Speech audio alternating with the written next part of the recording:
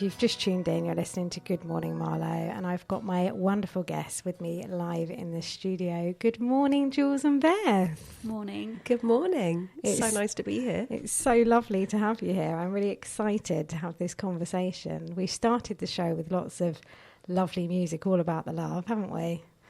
And I think, actually, Beth, we're going to start with you. So, Beth, your business is love-led. It is. And there's so much encompassed in that. Yeah. Which we're going to come to. But first of all, just tell me a little bit about you. Have you always lived in the area and grown up around here? Yeah. My whole extended family were in High Wycombe. My grandparents, aunts, uncles. I moved away to go to university and then came back. Didn't expect to, but here I am. And it's actually really nice to have roots somewhere, familiar, that I have like my childhood roots here, and that feels really comforting, actually, the older I get. So you didn't essentially plan to come back here, but just life brought you back anyway. Yeah. What did you do at uni? I did psychology. I wasn't the best student. That's okay. I had a lot of life experience at university, I would say. But I came good in the end. But yes, I did psychology, which I hadn't done at school, but I was just really fascinated by people and what makes them tick. And that's what drove me to choose that as a course. That's lovely. See, I know you relatively well, and I didn't know that myself. That's fascinating, isn't it? So did you plan to go out and be a psychologist from that degree? Was that the plan, or was there no plan? There was no plan. There was no plan. No, I don't know what I wanted to do after. I just knew that it had to be related to people. So I just was following those breadcrumbs throughout. And then what I've learned since is that I'm not the kind of person that does the planning. I'm more the person that life just brings opportunities. And then I go, oh, yeah, that feels right. And that's kind of how everything has ended up kind of unfolding in my life. So, yeah, there's no plan, just following the breadcrumbs. But life is for living. So what an example. That's lovely, isn't it, really, in itself, that you've just sort of on this love-led path to where you are now. And here we are. Here we sit. Yes. Yeah, that's true. Thank you. And it's so lovely to just be here with you. And you've arrived at a point in your life now where from uni, a lot has happened since then. Mm-hmm. What did your working life begin like? What was the first career that you stepped into after uni? So after university, I came back and I was temping for an agency that I'd done a lot of work for. And my brief to them was, I don't mind how, I don't mind exactly what it is, but I know that it has to be related to people. So I originally thought I was going to go into generalist HR. But as it happened, the agency who I was temping through asked me if I'd like to apply for a job with them. And I stumbled into the world of recruitment. So my first job straight out of uni was a recruitment consultant. And I was like, okay, it ticks the box. I'm going to be helping people. I'm going to be matching people to opportunities, hopefully, giving them things that will be helpful for their lives. And I was like, and it will grow me because I'll have to learn how to do sales, which was not something I felt came naturally to me. And it actually was a really good place to start. And then that led to the next thing that led to the next thing. But that's where I began. And what did you enjoy most about that work, the people? Oh, yeah, definitely. I absolutely loved that sense of, what I loved the most was phoning people up and telling them that other people had seen in them what I'd seen in them. That was the thing that I loved the most. I went later on to work in-house as a recruiter for companies, and it was exactly the same thing. I felt like I just fell in love with the candidates, and I just would love it when they would have that moment of affirmation that something, somebody had seen in them something really special, and just those phone calls where people were really wanting something, and you could say, yeah, like they've seen that in you, and this is your next part of your path, and I really enjoyed that side of it. That's so special, though, isn't it, that they had the chance to have their paths touched by the work that you're doing? Because so often I speak to people in here, and the the story begins that at school we're told, no, you can't do that. You're not capable of doing that. Or I don't think that's for you. You'd be better suited and boxed in. Yeah. Whereas going into that world and being connected to people and then in turn matching the opportunity to the person and seeing that little light inside, I mean, that's probably changed someone's whole course of life, having that affirmation, like you say, because it's so important, isn't it? I really hope so, yeah. I think I always thought that my role was to create the space for people to be as relaxed as possible so that they could just show up as themselves. Because I think it's all the voices of other people that have kind of layered on top that can really impact how somebody feels about themselves. And yeah, I just was like, the more relaxed people are, the more open they are, and the more you just let the light shine out. And that, yeah, that's always been something I've really enjoyed. And for some people, you just knew it was going to make a difference. And the reason I went into an in-house role eventually was because I wanted to see then what people did next. And I still stalk people that I recruited on LinkedIn, and I'm like, oh my God, they're doing this now, and it's really exciting. And that sounds a bit random actually, but I think you never know, like one opportunity can make such a difference to somebody's life, and you never know what it will then lead to next. And I think that's quite a fun thing to be a part of for somebody. It really is. So anyone listening that you might have recruited is now aware that you might know what they're now doing. Oh dear. Oh, thank you, Beth. We'll come on to a bit more what you're doing now shortly. But Jules, morning. Morning. Oh, this is just such a nourishing experience for me. Tell me a little bit about you. That's a bit of an open question. It is. You can say whatever you like in here as long as we do not swear. No, I'm remembering that all the time. I've been told a lot this morning not to swear. I'm local as well. Brought up in Cheshire. Went to local grammar school. Went to London to seek my fortune. Worked in PR, media relations, for my career in London. And then came back out in my mid to late 30s. My mum was still out here and she got ill, and I decided to come back out and live out this way. And I've been here ever since. And so both of you really have gone out and come back in. Yeah. And did it feel natural, like a natural, lovely thing to do, and just to put your roots down here as well? Yeah, I think I'd always known I would come back. I loved being in London. It was great. It was like some of the best years of my life. But there's no seasons in London.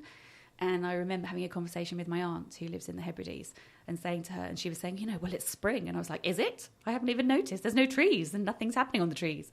And that's when I realised, I think I was probably about 33 then, and I realised that I needed to be outside a bit more and seeing the seasons. I mean, you knew when it got really, really hot in London, but that was about it. Yeah. And I wanted to come somewhere, and coming back home was the natural place to come home to, just to have seasons and have nature again, and I missed it. Prior to that calling back to nature, did you enjoy the London busyness life for a while in PR and media, and what did you love about it? It was very exciting. It was a really exciting time. From probably the age of about 22 to 32, I worked in 2 agencies. And this was at a time when PR was kind of starting out. So there weren't that many agencies and there weren't that many people doing it. And we worked on some, we used to go to the National Television Awards and the BAFTA Awards because we were doing the PR for them. So you'd be on the front desk, you'd be meeting the journalists, you'd be chatting to all the celebs, escorting them up and down the red carpet. And my main accounts were things like children's television. So I spent a lot of time with Thomas the Tank Engine and Sooty and people like that. But it was, we set a hot air balloon. We were by Tower Bridge one day. We had a Thomas the Tank Engine hot air balloon and it went up. It flew above London, tethered, but it flew. And those kind of, they're my memories in my mind of the halcyon kind of media days in London. It was great fun. It was really good. That's amazing, isn't it? And did you have your children after the City and Sweet days? Way after, yes. I bet you told them all about it, though, didn't you? I've not really told them much about it at all, I don't think. Do they know who City and Sweet are? I don't think they know City and Sweet. They certainly know Thomas Tank Engine because there were a lot of products that were still in our house by the time the first child came along. And the boys have loved Thomas Tank Engine when they were little. But, yeah, it was a different time. So tell me a little bit about your family, Jules. I have 3 children. My eldest is 16, girl, and then I have 2 boys. Sam is 13 and Alfie is just turned 9. So we've got quite a wide range of different temperaments in the house. But it's nice to be rooted somewhere like this where you've got access to the seasons and that style of living, rather than bringing a family up in London, I imagine. Would feel very, very different, wouldn't it? Yeah, I think I've very proactively kind of focused on having a simple life for us and the children. The boys know a lot about nature. They know a lot about, I think, the important things in life: sustainability, environment, being kind to people, looking out for each other. They have good manners. We've tried to keep things as unscreeny and digital as possible, although we do have screens in the house, but everything in moderation and everything rooted in nature. And it's so important, isn't it? I mean, I love hearing a bit more about both of you. We're going to play another track, but then when we come back, I really want to talk about your lives, your families and your businesses and where that's led you today, because although you very much lived in London in the PR world, and Beth with you, in recruitment, things have definitely changed, and those, allowing things to come to you and just following the breadcrumbs or the little pieces of gold, maybe, it's led you both to this point in time, which we're going to talk about. Now, we've got a whole collection of music lined up and we haven't chosen one. So should we choose one now live in the moment? If not, we're going with ABBA and Eagle. I love that song. So shall we go for that? Why this song, Jules? Oh, because we go to Scotland. My mum was from Scotland. We go to Scotland every year. I've gone to Scotland several times a year since I was tiny, to the west coast, to Oban and Tynalt and that area. And this song we had an 8-track, because I'm that old, we had 8-track cassettes in the car when I was young. We had an old Ford and it had an 8-track, and this was an album. So we would listen to this track going up Loch Lomond, along the side of Loch Lomond on the rickety road. And I used to really focus on listening to this song to not be sick, because it was the kind of days when cars made you feel sick. It's just a beautiful track. Love it, love it. So we're going to take you back to that time now. We've been having a lovely conversation this morning, and you can listen again if you've missed any of it. But we're just going to come back to where we left off. So Beth and Jules, we were talking a little bit about, where you've been, what experiences you've had, and what's led you to today. And it's what I'm quite interested in. Beth, will come to you first, is thinking back on your journey and what's important, and we'll share a bit about your family as well.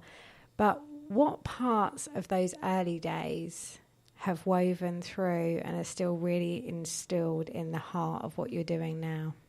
Oh, that's a really good question, because it feels on the surface like everything's different. I've kind of left that, the corporate career, and I'm now doing something completely different. But actually, I think that thread of wanting to see people light up, that still exists, and actually I get really excited about people creating what they want to create, or when life just delivers an opportunity and it's like, oh, this is it. I get really excited about that, and just people having that awareness of like who they are and what it is that really gets that fire within them going. So that still does exist. I think it's just that I'm creating spaces where people can reflect and do that. And ideally, rather than having a recruiter, telling them what greatness they see in themselves, the ideal is that people start to do that within themselves a little bit, start to recognise the parts of them that are really great. So I kind of feel like it's that thread does kind of weave in, and I've never really factored that. So thank you. That's a good connection to make. You're welcome. Thank you for sharing that. And Jules, what about you, thinking back to where you began and that sort of like heart-centered piece that you've carried forward with you into where you are now? What is it that stands out? I think what I was doing back then is completely different to what I was doing now, but it taught me skills that I brought into life now. Like the media world, especially then, was so shiny. I describe it as shiny and corporate and quite hard and cutthroat. And I was quite a sensitive person in a very unforgiving environment. These were the days where, stories were on the front page of the paper and people's careers were made or broken by those stories. And it was a hard time to be a sensitive woman, especially in that world. It was a harsh world. So I think I did a lot of toughening up very quickly. I certainly remember being told by countless bosses that I needed to toughen up.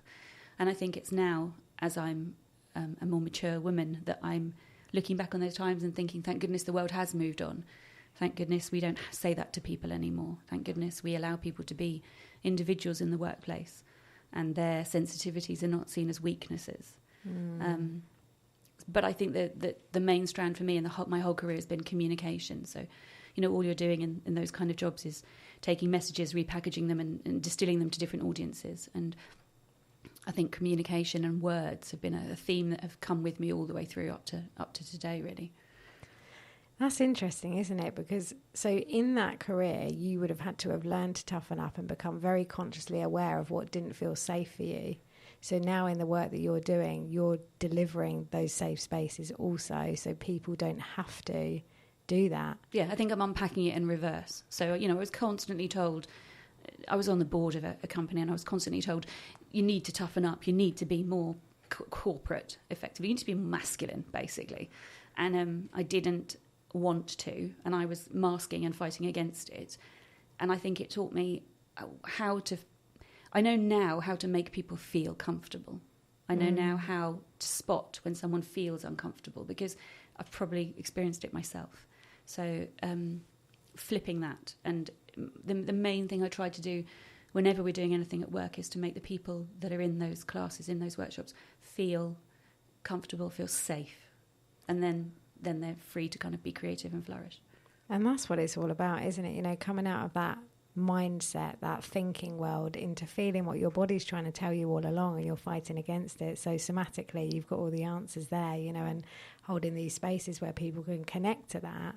In the work that both of you are doing, actually, is to create these spaces where people can thrive and glow and, really connect with what's important. And that's so, so special, because like you said right at the very start, Beth, about experiences, and you've had a lot of life experiences that might have looked when you were at uni there are a lot of things, but lived experience now is something that all places need and are actually asking for, the actual lived experience rather than just the degrees or the tick boxes. There's so much in what we actually go through, and then that unique stamp you can put on the world, which is what you're both doing. So Jules, what is it now that you do? Because you're a founder of a business. Tell us about that. So I have a business partner and we run Where Inspiration Blooms. Hello to Caroline. Where Inspiration Blooms is, we have 2 venues. We run arts, crafts and ceramics workshops.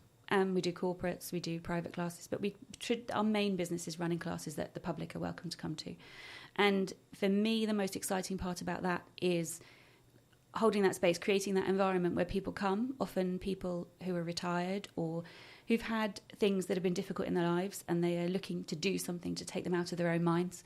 For them to come into the room and say, I haven't painted or sewn for 20 years, but I'm going to have a go at this today and I hope I can do it. And I get a lot of pleasure from creating an environment where they feel safe, they feel relaxed, they feel comfortable enough to be creative, and then to leave with something that they've made with their own hands in their own time that they can look back at when they're at home and say, I did that, I made that.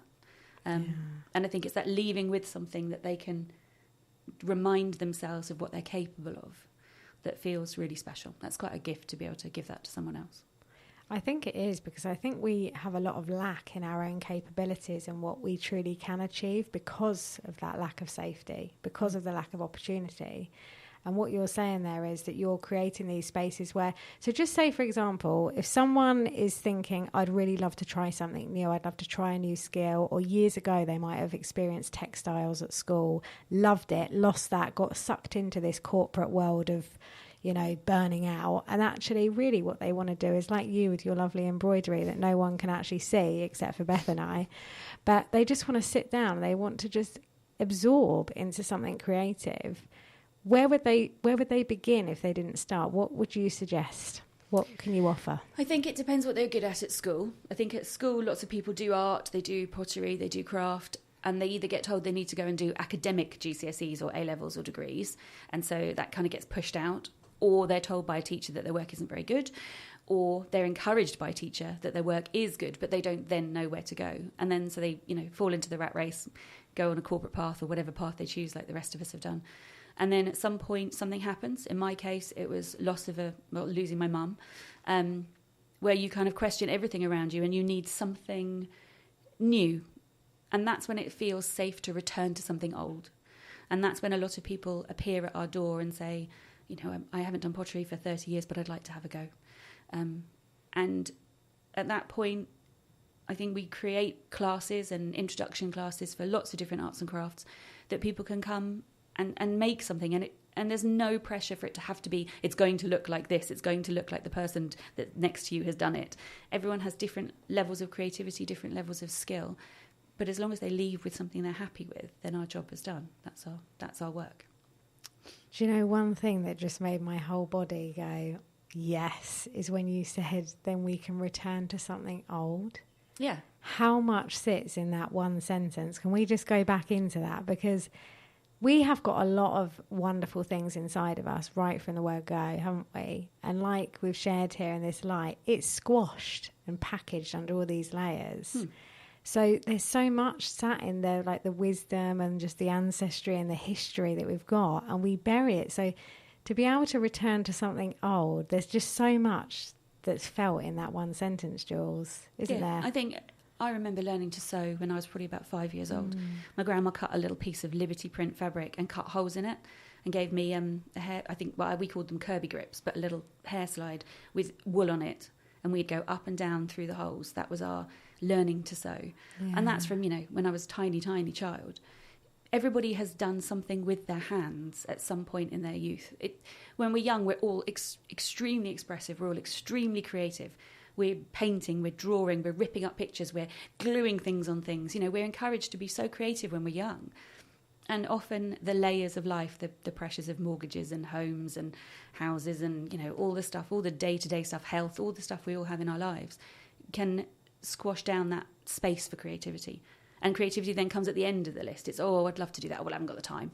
I can't afford to. Or there's a million reasons that you put before your own creativity. Whereas actually what I've seen over the last 9 years since we started our business is when people make a little bit of time each week for their creativity, it impacts all the other areas of their life. Their mental health, it starts with their mental health. It then moves on to their physical health, because once their mental health is better, their physical health becomes better. And their relationships with other people. Some people who come to our classes, it's the only time in the week that they come out. They're retired, they're lonely. This is the only thing they do. And for some people, they do so much all week, but this is the time they come to be quiet and still. And it's being able to offer that same space for all of those different needs that I think is such an amazing gift. Because I think everybody has the ability to be creative, and I think everyone has creativity in them. It's just how to unlock that and how to remind people to use it and then show them how beneficial it is for them. We're going to reflect on that for a minute. That is so lovely. And I'm going to not even ask you, I'm going to play the woman's work, Kate Bush, because it just feels like the absolute moment for us all to just take a moment and just really connect to that creativity that we've all got access to. Thank you, Jules. Jules Cousins and Bethany Rivett-Carnac. And we've been talking about their journeys, their lives, and the work that they are weaving into the world with love. Jules was just sharing all about the beautiful things that she's sharing within the community and wider and beyond. And Beth, can we come to you? Can you share a little bit about the work you're doing and how that's evolved and what spaces you're creating for people now and how your love-led work looks, really? I always find it really difficult to describe it. I think I'm one of those kind of multi-passionate people. So some of my work looks and feels quite different from other parts. So I hold a monthly women's circle, and it's actually in the venue, Jules's wonderful venue, where inspiration blooms. And I hold retreats, kind of online and in person. And I also do some corporate offerings, mainly creating spaces, a lot of the time online, but sometimes in person, for people to actually take that moment to pause, stop the doing, and actually tune into how they are, who they are, what they need. I think this era of people leaving half of themselves at the door when they walk in the office is coming to an end. People are recognising that actually they need to tend to the whole of themselves. And personally, I've seen the power that's come from being able to articulate who you are and what you need, in that you can, I don't know, there's so much more that you can create if you are fulfilled from the inside out. And having been through kind of a burnout experience, I feel like one of my passions is to create a space for people to actually rest into and take that moment to reflect, so that they don't get caught off guard just, you know, on that treading on that hamster wheel until they fall off. So yeah, there's kind of various spaces that I offer. And then I also do some illustration work, basically taking what people are saying and drawing it. So that's kind of a little side passion that just sometimes comes in. But I think that's been born out of creativity that I didn't know was within me, that came up when I started to look at who I was and what I needed. And I've stumbled into this path where I get to listen to people talking about the things that inspire them, and I just draw and capture it in a visual way so that people can kind of connect with that afterwards. So it's kind of a variety of different things, but it's mainly about creating the space for, I guess, people's voices to be heard, whether that's by themselves or by me, or by others. That's kind of the essence, I guess. And we need more of that, don't we? Because rest is massively underestimated, or we just don't make time for rest anymore, do we? We don't make time to listen to what's here, and those spaces that you're talking about to really be listened to so that those voices can be heard. It's absolutely fundamental in the world that we're listening to, where we're heads down and, you know, everything's going completely wrong. But I think the wheels are turning, and, you know, like the wheel of the year in nature and all of the different things that you're connecting to. And I do believe that we're weaving in more and more conscious spaces for people to really connect to that. So how lovely that you're doing this so that people can come and rest. And in the rest, they then access all the light, like you said, don't they? Yeah. And I think you suddenly kind of wake up and go, oh, this is what's important, because there's so many things that we think are really important. And some of those are just because other people think they're important or have told us that they are. But actually, I think it's when you boil it down, you know, life, actually the things that are most important are really quite simple, and they could be very easily missed or downplayed because they just don't seem, you know, like, they don't seem as important because they're simple, but actually it is, it's how we are with one another. It's that connection. It's honesty, you know, just who are you really and what do you really want and what matters to you the most, and creating your life so that those things are, you know, the important things are there, rather than getting sidetracked by all the things that aren't actually important at the end of the day. I know, from that, all the things just follow, don't they? Like Jules was saying about the weaving and the creating those spaces. When you take time to connect with that art and the creativity inside, you're, you know, benefiting your mental health. You're accessing those spaces, aren't you, Jules? And when we were just off air then on that song, you touched on, after listening to what Jules had said about, you know, looking longingly into the art classroom. Tell us a bit about that. It's really funny. So now I find myself sometimes at like a conference, and I'm there with 6 foot wide, you know, wall covering of like paper, and I'm drawing, and people often come to me and go, gosh, you must have really been good at art at school. And I laugh because I'm like, I didn't even take it because I was too afraid. I felt like it was just not part of me. And because I had this expectation that I needed to do it the way that other people were doing it, or that it needed to be perfect, I just didn't even try. And it was I used to walk past the art block at school and just look longingly in there. And I used to be obsessed about, what my friends at school were doing in their art projects. And I'd be like there at the exhibitions, and it felt like a world that I wasn't part of, but I longed for.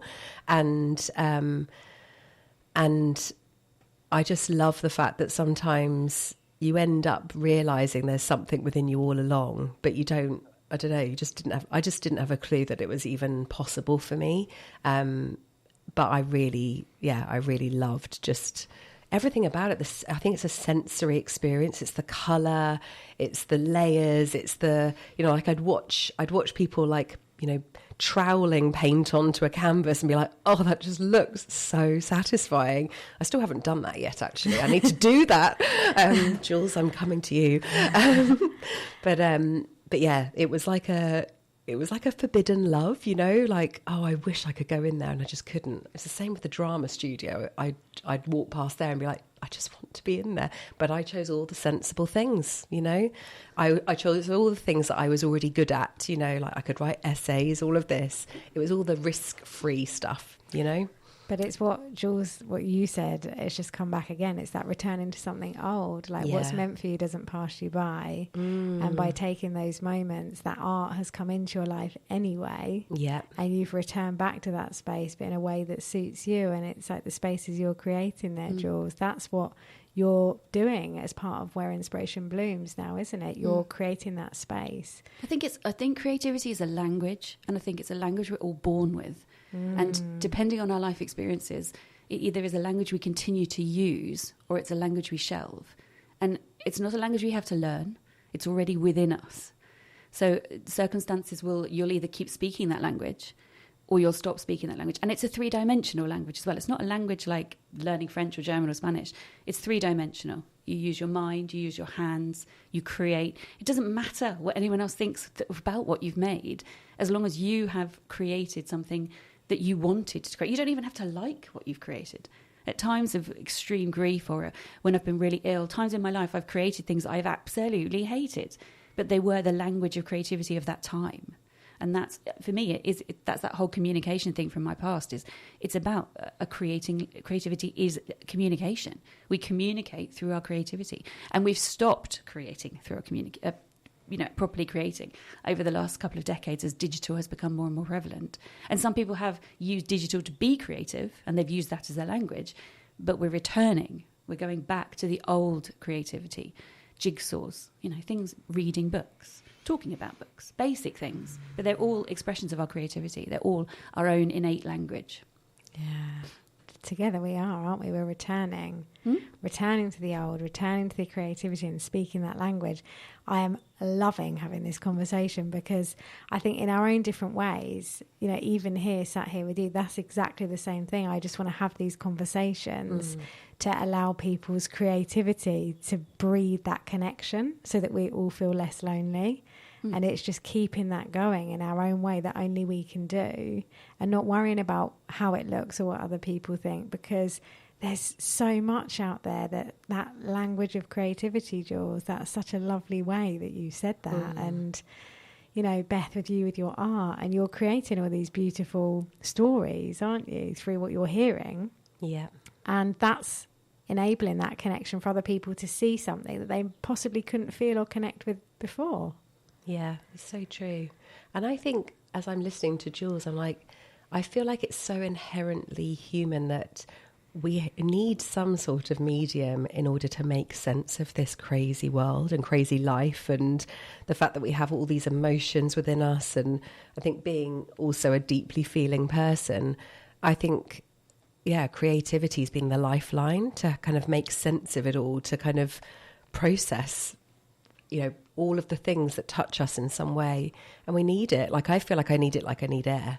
So I'm really grateful that life has kept cracking me open to it, because sometimes it has been that, like I've created poems because of despair, grief. It's not always been, I haven't always achieved the path to creativity through like pleasure. It's sometimes been through pain, but it's all helped me move forward. And take a big, breath and be okay with whatever's unfolding. So yeah, I think it's really important.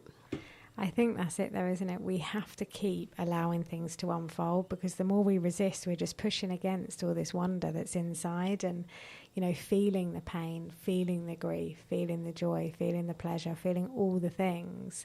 We get to be cracked open a little bit more. It's like that, you know, the vase where they paint it together with the gold paint. Is it called Kinsey? Yes, like yeah. And it's just like, wow, that's what it's all about, isn't it? Just the remembering and becoming and creating and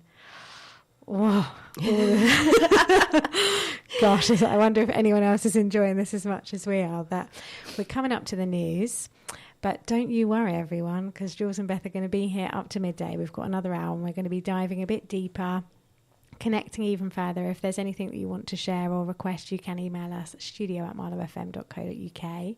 And if you have missed the show, you can listen again at marlowfm.co.uk and just select today's date.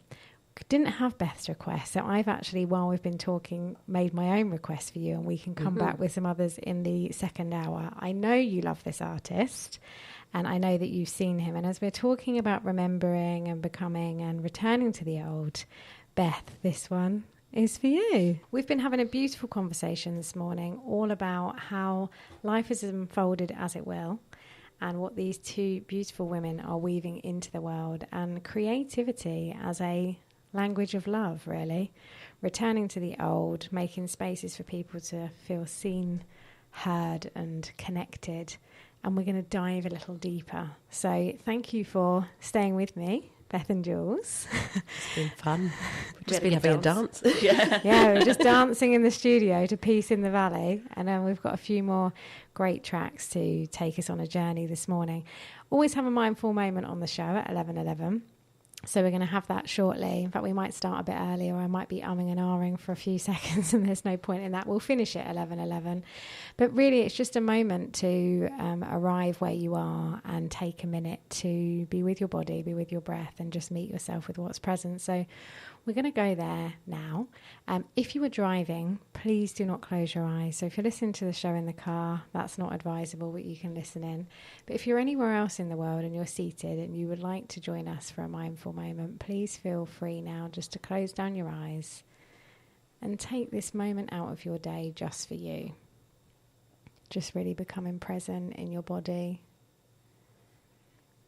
feeling the ground beneath your feet, the connection with the chair beneath you, and have an awareness of the space outside of you. Just aware of the sounds, distant sounds. Notice how your body's feeling, your body temperature. Notice if your thoughts try and steal your attention. And then gently bringing your awareness inside your body, inside yourself, and connecting with your breathing. Just aware of where you feel your breath today. Noticing if you'd been aware of it before now, and just feel the inhale, feel the exhale. Become aware of your heart space. Just breathe some love into your heart, and breathing that love back out. And just be with that for a few seconds.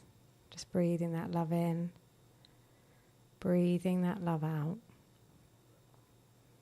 And as you expand your breath into the space around you, those people you love, just having a sense of what's in front of you, behind you, beneath you, and feeling your feet once more on the ground, bringing a tiny bit of movement into your toes.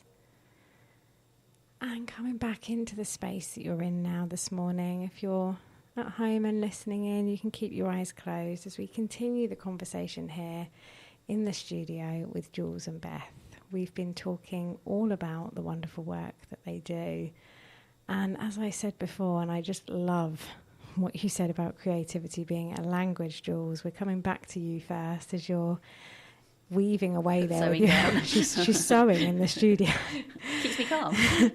So have you, just that in itself, just sewing keeps you calm. We've all got things, haven't we, that we can access to keep us calm and present. And in turn, actually gain quite a lot of strength from that. It feels like these tiny things now we're all discovering are really the big things, and taking moments for yourself, which is what you're weaving into your groups and the spaces that you're holding, isn't it? Yeah, I think a lot of people for a long time have talked about me time, which is a phrase I absolutely hate. But I think... Tell me about that. Well, it's because we all have to-do lists, don't we? Most people have lists of things they need to do. Home admin, work admin, life admin. Then you need to do exercise, you need to eat healthily, you need to not have too much time on your screen. I mean, the list goes on and on and on. And at the very bottom of the list is usually this elusive, horrible word, me time. And we put it to the bottom. And I have found that if I can have something on the go, like I'm doing a little bit of embroidery at the moment, if I've got something on the go all the time that's small enough to fit into my bag, then if I do get a couple of seconds where I need to pause for whatever reason, whether I'm waiting for children to be picked up from school or waiting for a meeting or sitting in a car park, wherever I am, if I can just grab it, spend 2 minutes doing it, it does calm me down. And life is stressful, life is busy, and I find it slows me down because naturally I'll just keep running and running and running until I burn out otherwise. And prioritizing it for 2 seconds gives me the next 5 minutes of better productivity, or just changes how I feel. My mood is so affected by how much time I have to myself, and even just taking a few seconds to do a bit of sewing grounds me and calms me down. It's so true, isn't it? And actually hearing you say me time, that in itself is a pressure, isn't it? It's not self-care or nourishment or connection. It's another thing on the list. It's become a commodity as well. Yeah. And it's become a commodity that gets banded around in a kind of commercial way. And actually, as human beings, we need connection with each other to a limited or large extent, depending on our personality types. And we need connection to nature because we are animals, effectively. We are, from the earth. We return to the earth.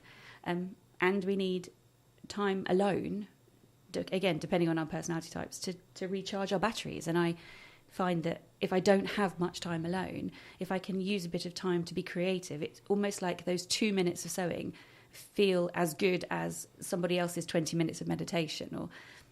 Sewing is just my thing that I like to do. But other people, it can just be as simple as reading a book or Beth writes poems or writing a poem, or it doesn't matter what it is, as long as it's connecting with that creative side. It takes you out of your kind of over-functioning brain into your calm brain. I think that's the important thing that you've touched on there as well, is that we can all have these minutes of being mindful and aware, but it doesn't have to look the same. So some people won't enjoy a meditation or closing their eyes. Some people won't think that they're capable of sewing. I also love writing and things like that. That's really connected to me. I've always thought I'm bad at actual creative wonders that you manage to just weave together really quickly. But we've all got a thing, haven't we? And when we connect to that space, we do have this piece. Beth, what do you find helps you when you need to just have a moment to really connect to yourself and have a mindful moment, essentially, for you? At the moment, it changes. But at the moment, the thing that I find really calming is actually like mantra, so I listen to songs that are quite repetitive, but they're so soothing. And I use them a lot during birth, for example, when I needed to stay, I needed my nervous system to be soft and open and comfortable and at peace rather than afraid. And so listening to music like that and actually using my voice and singing along, I find really soothing. And at the moment, I noticed I had a piece of work that I was doing last week and I was really ill and I didn't know how I was going to do it, but I wanted to. And I noticed that I was just doing lots of almost like soothing stroke of my arm, and that kind of touch really helped ground me. But creatively, it's often kind of writing poetry that helps kind of empty me out of all the feelings. Or it might be just doodling and drawing, painting. I think I love watercolour at the moment just because I love colour and I feel like I connect with the emotions through colour. And so just putting the watercolour brush over the paper and seeing what happens and let the colour dance and let it create what it creates, that I find really soothing as well. Yeah, I can really relate to that as well, because colour really can speak to us, can't it? And I had the privilege of sitting in one of your circles, and you got watercolour out, actually, do you remember? And I didn't think I was going to paint at all, and I did, and this heart sort of splurged out in front of me, which one of the ladies in turn said it looked like a horse. And it's so interesting how we even perceive different things, but what we can create even to communicate in these spaces. And we're so lucky to have that. And it's like Jules obviously runs Where Inspiration Blooms, and you have the just wonderful network of women that gather on a Monday to do sort of co-networking. And I'm really lucky to attend that. And it's just such a lovely space, because the wisdom that sits within the room alone and the connection breaks that we have that are so unique, it does that same thing. Like through the painting, the drawing, the conversations, you're really able to connect a little bit deeper and then flourish. I think Monday Club's a really good example. We didn't want a space where women come to work together, women who work from home normally. They can get quite lonely at home, and also you need a bit of routine to your week. So, you know, we've got 13 women that meet on a Monday every Monday, and they just sit together and work on their own projects. But we have this connection break, which was the idea behind that, was to have a way to get to know each other that wasn't forced. We didn't want anything to be forced. And sometimes we do some embroidery, sometimes we go for a walk, sometimes we set intentions. We always do a different creative break for 20 minutes, which then I hope when people go back to doing their work, they're more productive because they've had that sensory pause, that kind of, the rush stops for a second, everyone calms, we connect with each other, and then everyone goes back to their work. And it's so important, isn't it? Just that reconnection to nature, which I really want to dive deeper into, actually, just the wheel of the year, the seasons, how important it is that we're connecting to this. But before we do that, we're going to play another song. So we've got a few bangers lined up now. Actually, I'm going to go with, my daughters would absolutely cringe at hearing me use that word live, but that's what came out today. So we've got Emily Sunday, Sparrow. We've got Spell Songs and Hunting High and Low, because we're playing out with, I'm not going to say what we're playing out with at this point. Playing out with a legend. We are playing out with an absolute legend, yes. That's what we're doing. We are. So go on then. Tell us which one you would like next and why. Beth's looking at you, Jules. Oh, so that's not bad. Beth, which would you like? Okay, I think we should go for Spell Songs, the Lost Words Blessing. It's just such a beautiful track, and I feel like there's been so many moments that we've shared, actually, like moments in fields under the stars, whatever. There've been really special moments that this track has come up, and I think it's a track that helps you really tap into those inner places. We're going to do that, and then we're going to come back and dive into nature itself. Here we go. Spell Songs. Oh. It's got a quiet start. Yes. Wow. What a beautiful song. I wasn't going to interrupt it with Dire Straits there. If you've just tuned in, you're listening to Kelly on Good Morning Marlow, and Jules and Beth are still with me. We're having a real deep dive into what's important, to be honest with you. Conversations, connection, creativity, and just sharing our voices. And we're going to dive into nature and how important that is. But before we do, Beth is going to share with us a line from a poem that come to her during the conversation that we've had. And I think it's really important that what comes up we share if it feels so. So Beth, if you don't mind, can you just share that beautiful line from the poem that come to you? Absolutely. It was hearing Jules talking earlier about us being kind of these animals, you know, essentially on the earth. I think I need to read the couple of lines before for it to kind of make sense, perhaps. But this is a poem that I love, Wild Geese by Mary Oliver. And it goes like this. This is just the beginning of the poem. You do not have to be good. You do not have to walk on your knees for 100 miles through the desert repenting. This is the line. You only have to let the soft animal of your body love what it loves. Gosh, this is such a nourishing time in here. What a treat. You only have to let your body love what it loves. How simple would it all be if everybody gave themselves permission to just love what they love? Yeah, and not fight the fight anymore, just really loving and sharing that. And nature teaches us that every day, doesn't it? I mean, we've spoken about the wonderful work you do, and we will share your details, but we're just going to freely talk about nature and what it brings. Jules, you said that you came back out of the big city, out of that not being connected to the seasons in London, so that you could arrive in this space and, you know, bring up a family. Beth, you've got a family as well, and we're all local, and we're really blessed with the spaces that we've got. What does nature really mean to you? Dive into that for me. It's a massive question, isn't it? Okay. No pressure. Just see what comes. Thanks for that. I don't think nature, I don't know if it means, of course it means something to me, but how does it speak to you? Through beauty.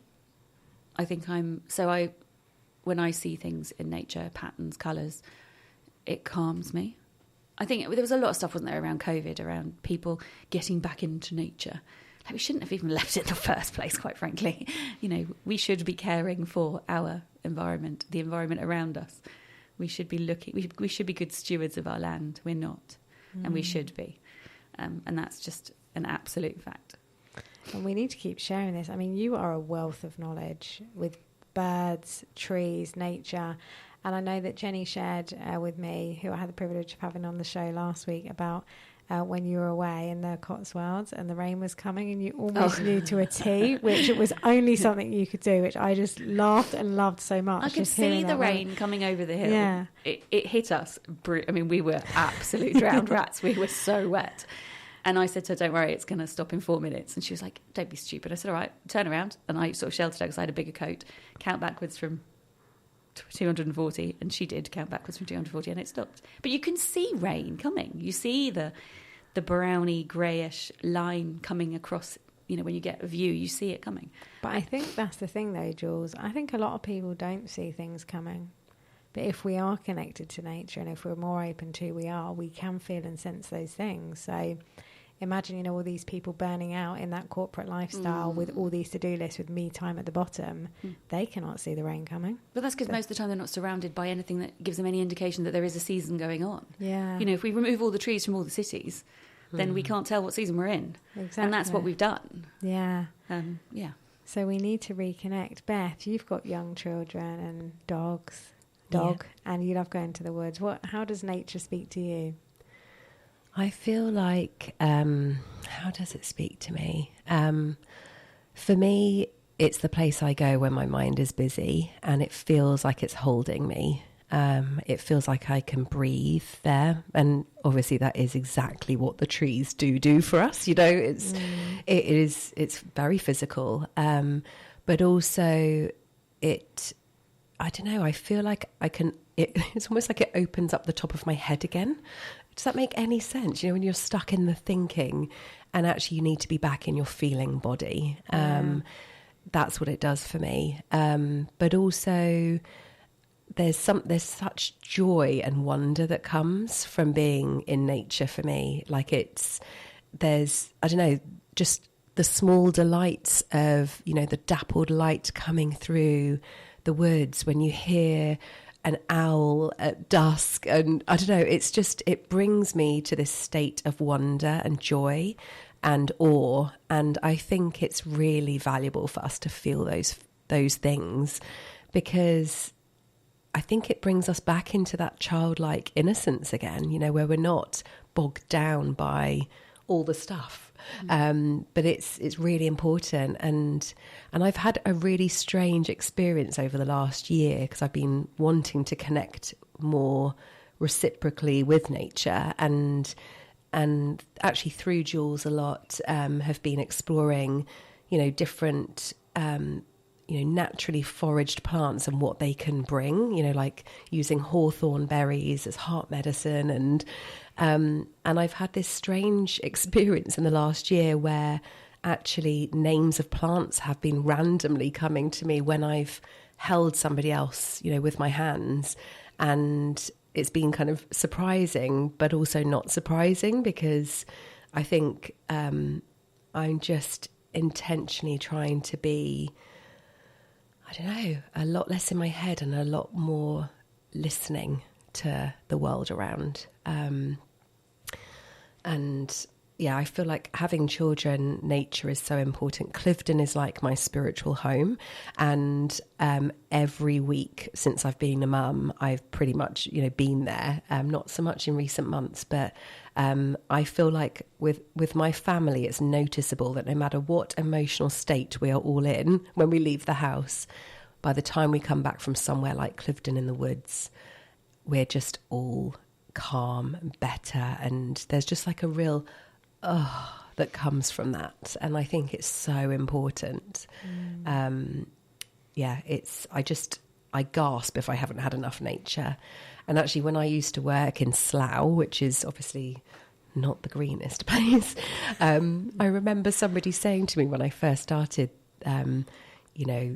that I would, somebody gave me like a recommendation of here's the quickest way to get to work, and it was on the motorway. And I was like, oh, no.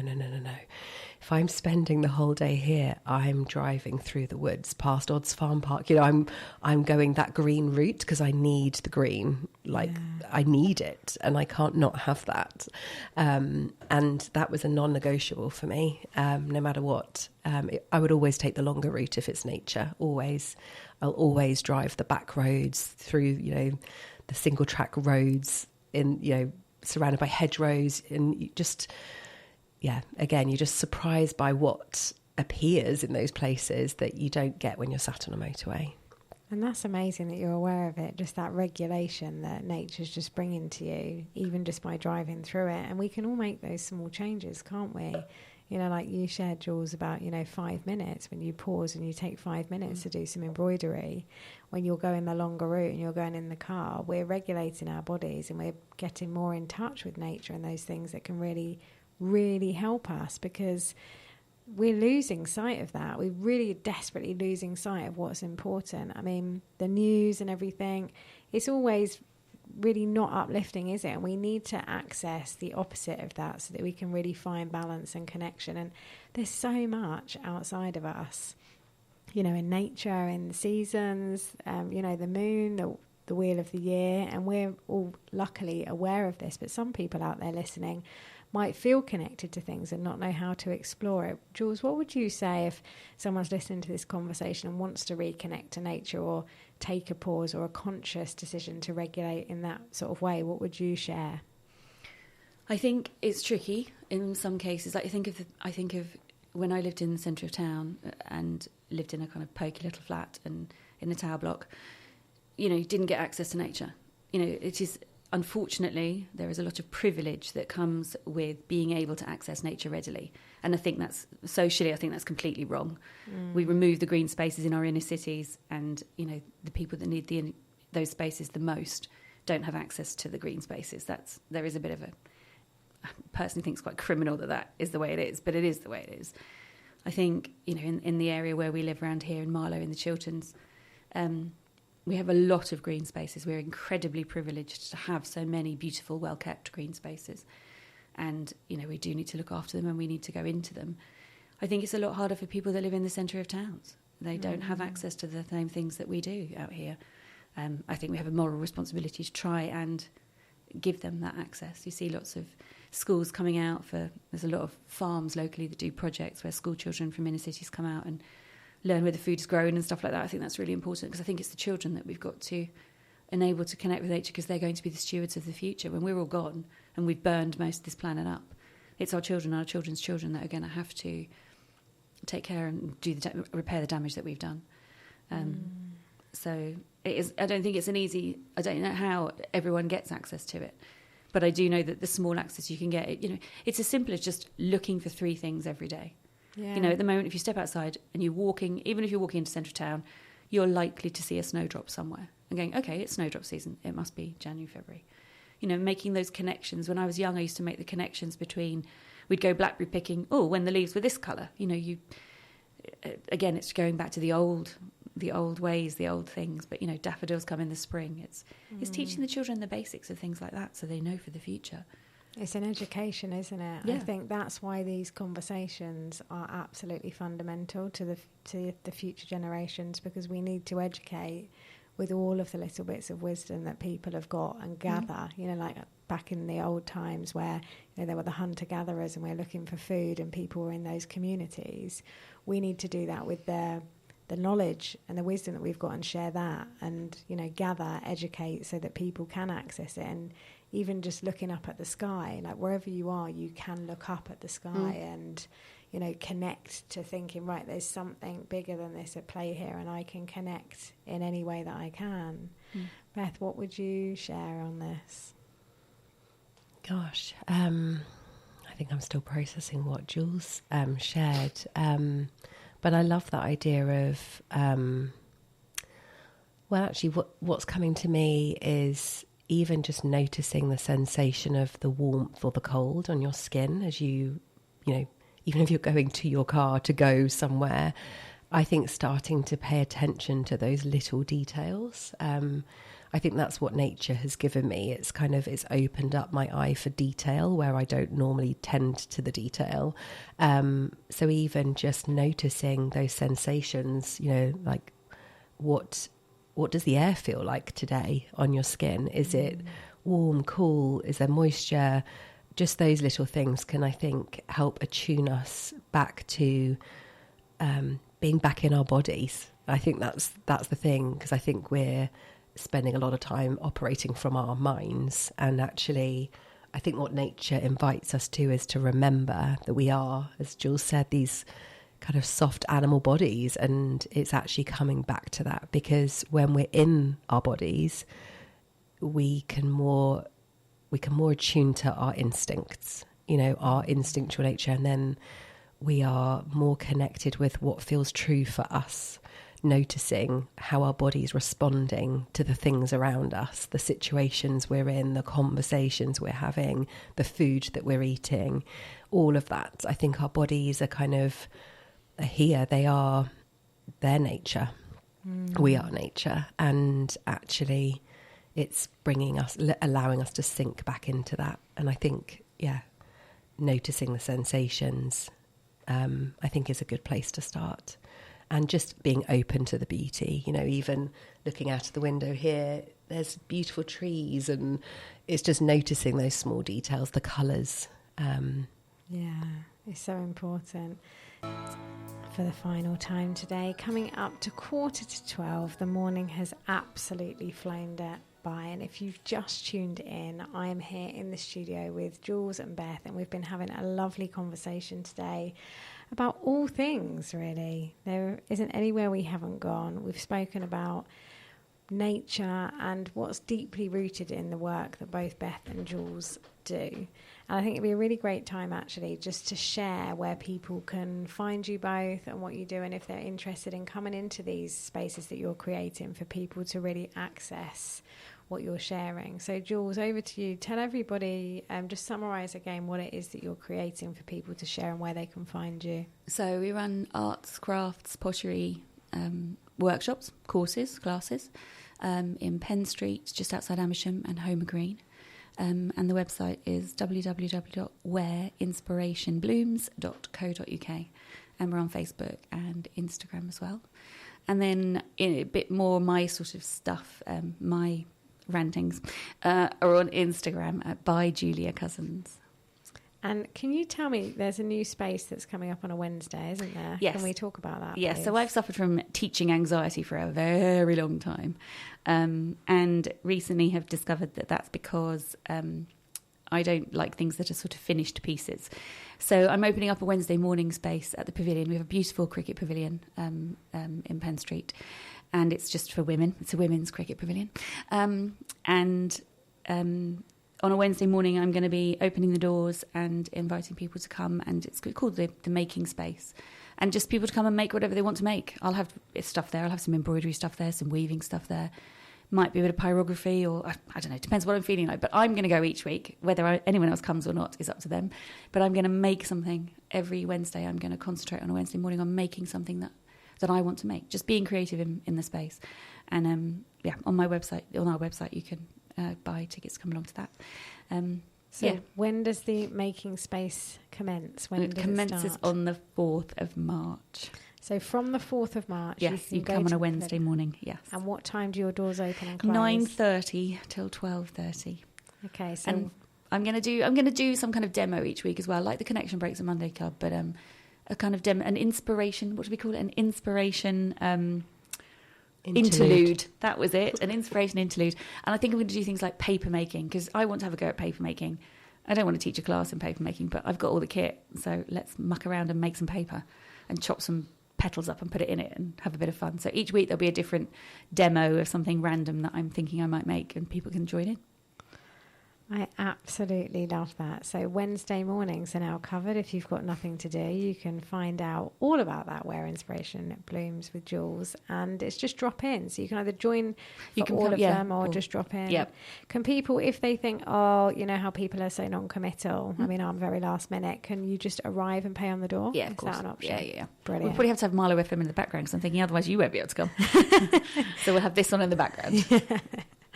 And Beth, tell us how everyone can find you. So my main hangout place is probably Instagram, and you can find me at Bethany Love Led. That's Love LED. Or you'll feel free to drop me an email. I'm at beth@loveledcoaching.co.uk. I have a WhatsApp group where people can asked to join, just where I will share upcoming circles and offerings and retreats. So feel free to get in touch, and I can obviously add people into there. But Instagram's probably where I'll post things for people to see. And it would be lovely to meet anybody who wants to hang out, join a circle, come explore together. And it'd be really nice to have that space.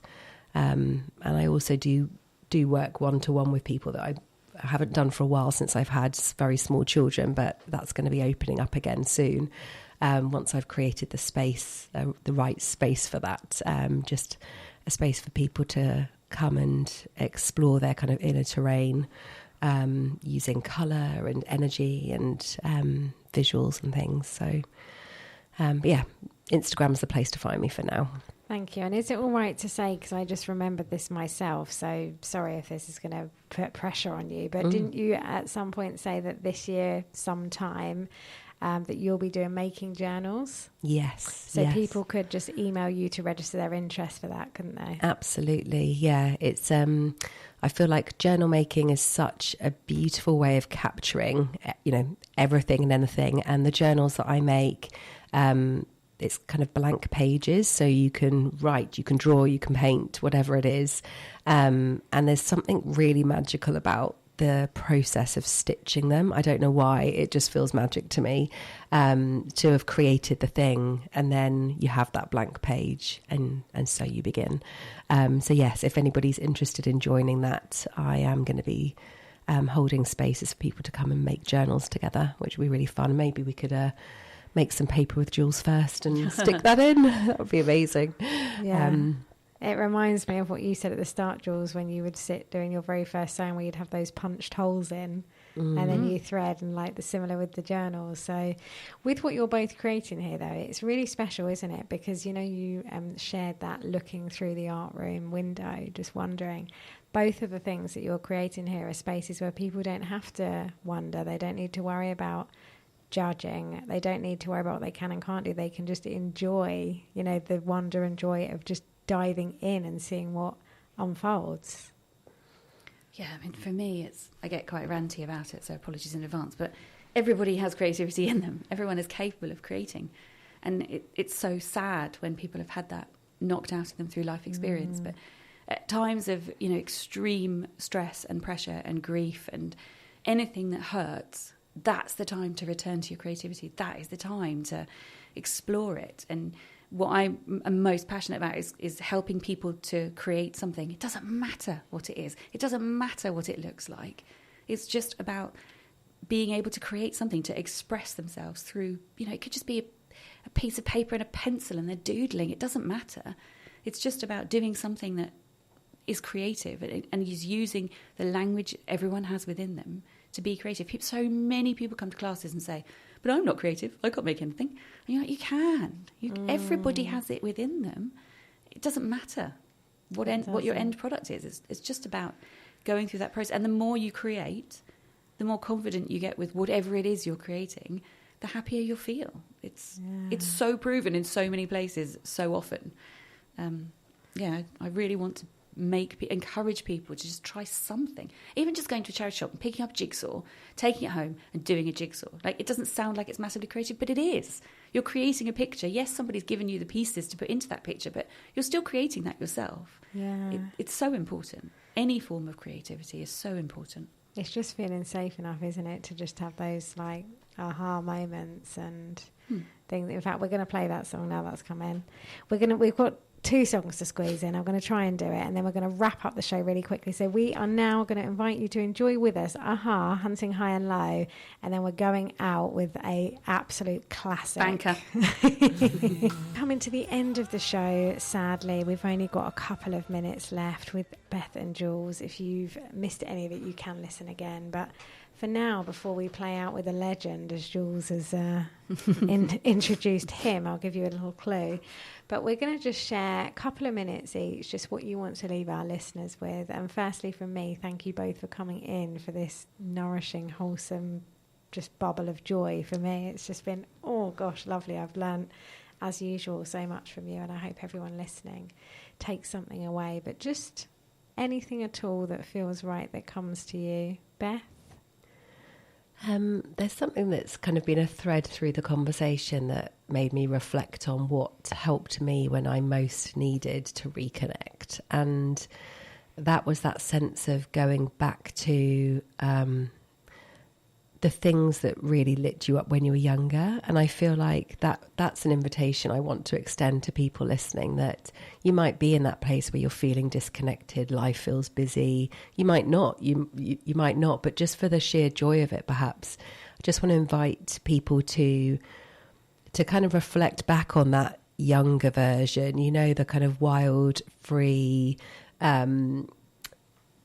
carefree version. And you might have glimmers of that. You might not have felt like that when you were younger, but just what were the things that you would do just to pass the time? Because I feel like they hold so many clues for the things that might be nourishing to you now. And they might show up in very different ways now.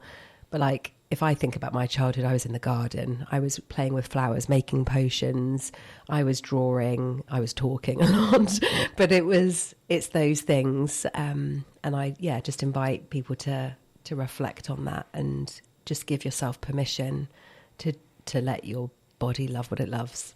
Thank you, Beth and Jules. Yeah, I think for me, the invitation is put down your phone for 5 minutes, just 5 minutes. Instead of scrolling, watching other people doing their creativity, put the phone down and pick up anything. Just pick up a pen and a piece of paper and just see what happens. I think I really want to encourage people to just be creative. And it sounds such a scary thing when I say it like that. I can hear myself saying it thinking that's just ridiculous. But just do something, anything, with your hands. Gardening, picking flowers, anything. Just use your hands to do something that isn't scrolling, just for 2 minutes. And that will, I promise, that if you start doing that, it will start a relationship with your creativity that can take you to places you just wouldn't even have a dream you could get to. Oh, thank you so much. We are going to play out with George, Michael and Faith. It's important that we have a bit of faith. Return to the old. Invitations there from Beth and Jules. You can listen again. Thank you for being with me today. Beth, Jules. Thanks, Kelly. Thank you so much.